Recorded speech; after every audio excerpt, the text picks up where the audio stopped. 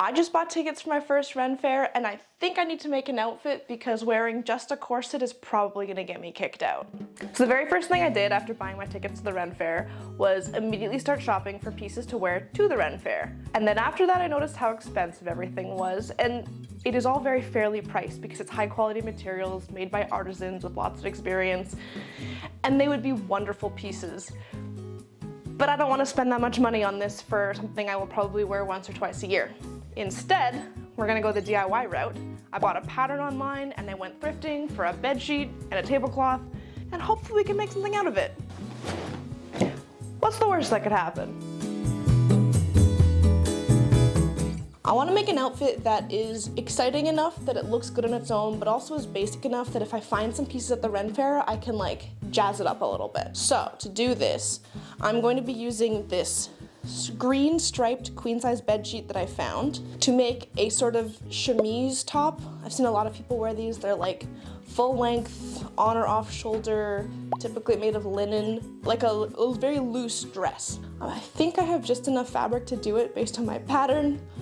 Time will tell. And then the other piece I want to make is with this shiny green tablecloth. It's already a circle, so I thought I can just make it into a circle skirt, hopefully with like one cut and one hem, and then I use it as like an overskirt that I can hike up when I'm wearing the outfit.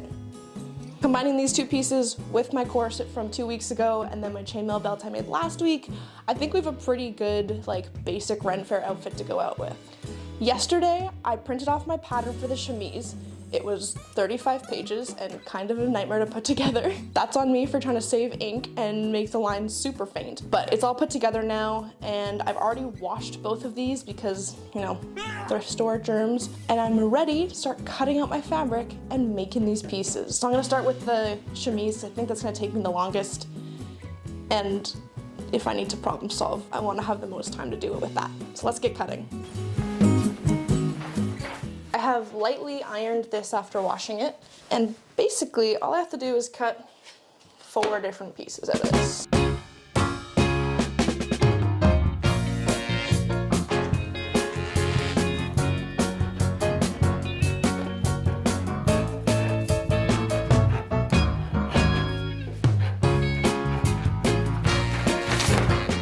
Piece 1 of 2, just gotta cut out the second one next.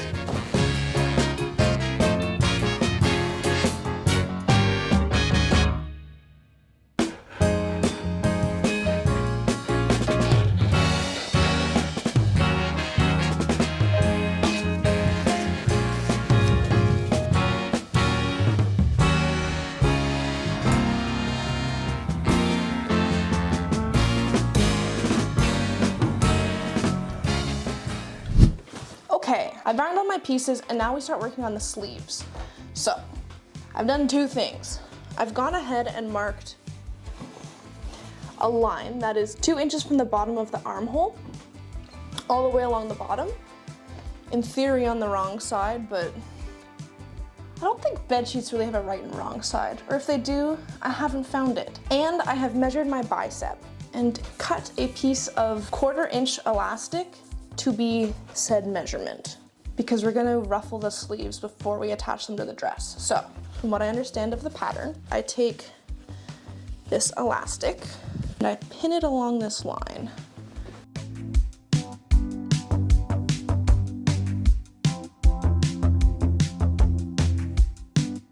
Like that. Okay. I have to stretch this all the way here. And then what? I stretch, I make sure the marker's under there.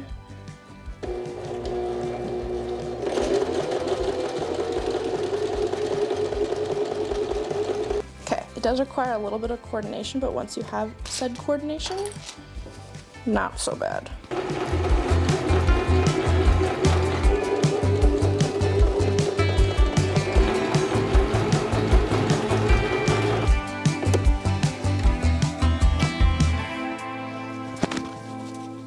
The next step is sewing the sleeves onto one side of the dress. So So this part was pretty simple. All I did was pin the pieces according to the pattern and then stitch up all of the edges. For each seam, I did do a straight stitch and then also a zigzag like overlock stitch to try to make sure that none of the fabric was fraying on it. I don't know if this is necessary, but it did look pretty professional. After all the pieces were put together, it was time to start making the casing for the elastic to go into. I folded it down according to the pattern and pinned everything. I then did a quick iron to make sure it was all set in place and did a straight stitch along the line. I then did a second one to make a little channel, but I did make sure to leave a gap so that I could get the elastic in there. I should have probably left this opening a little bit bigger in hindsight. The hole is making sounds as I pull it through. This might take a moment.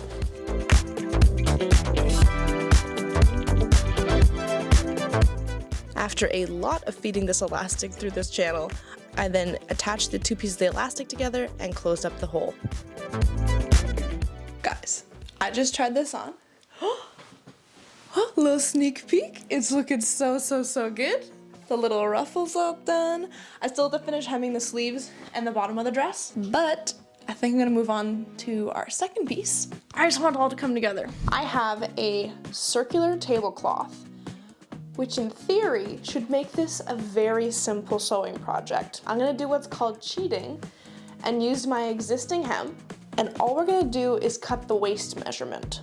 So I went online to Mood Fabrics. They have 1,001 online tools, and they have a circle skirt calculator. So I use that to plug in my hip measurement.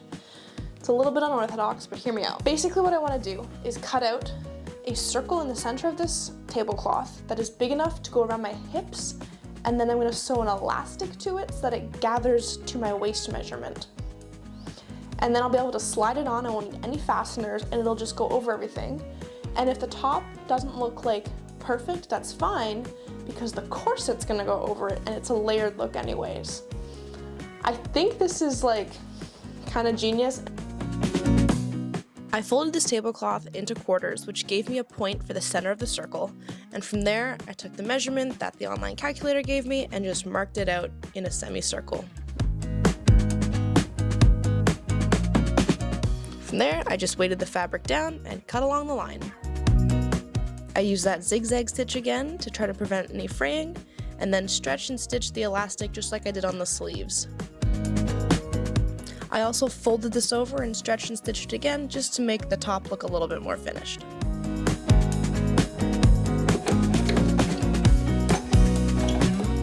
Elastic hem. All right, at this point, our two main pieces are done, the overskirt and the chemise.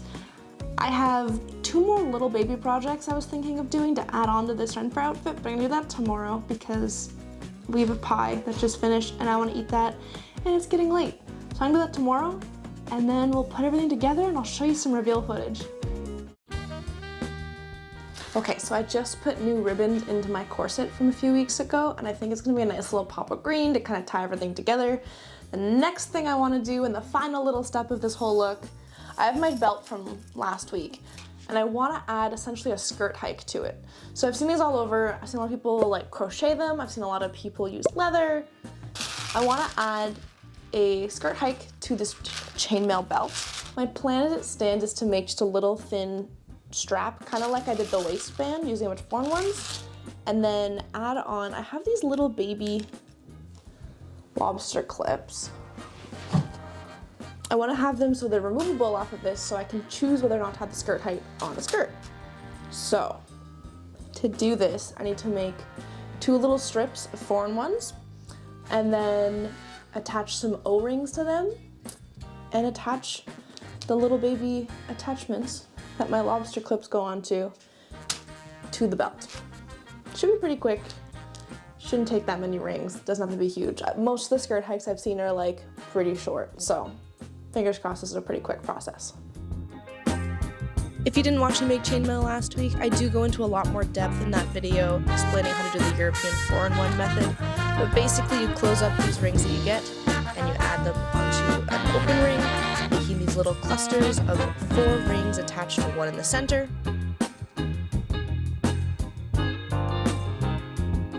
And then once you have multiple, you attach them together with an extra open loop. And each of these skirt hikes consisted of 4 little 4-in-1 chains all connected together to make a sort of ribbon.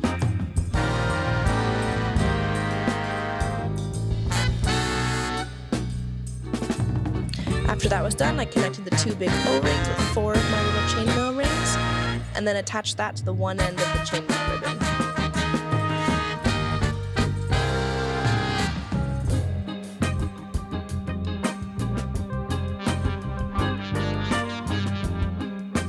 To make these detachable, I added little lobster clips to the other side of the ribbon. I used 2 just to make sure that it was a super secure connection between the skirt hikes and the chainmail belt.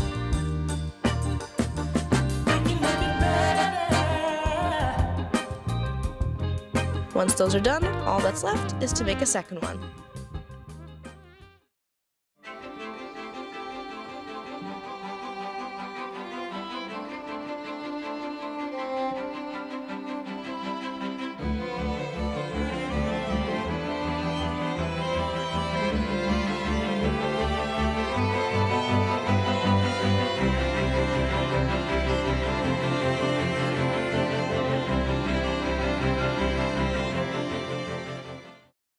It was so cold at the Ren Fair. It was like 10 degrees and like threatening to rain all day. If you're in the States, I think that's like 50 degrees. Despite the weather, I had a great time at the Ren Fair, and the outfit was a 10 out of 10. It was so comfortable, it looked so good. I got a bunch of compliments, which I received very awkwardly. And overall, I couldn't be happier, truly. The skirt hikes, those were kind of an afterthought that I came up with, and they worked so well. It looked so good with the chainmail belt. It was just so good. If you had a fun time watching this video and you want to see what I do next week, spoilers, it involves dragons and stained glass. Make sure you hit that subscribe button so you get notified of when that video goes live. And let me know in the comments below if you've ever been to a Ren Fair. I'd love to hear people's stories because it was so much fun, and I feel like everyone who goes just has like a great time. And with that, I'll see you guys next week.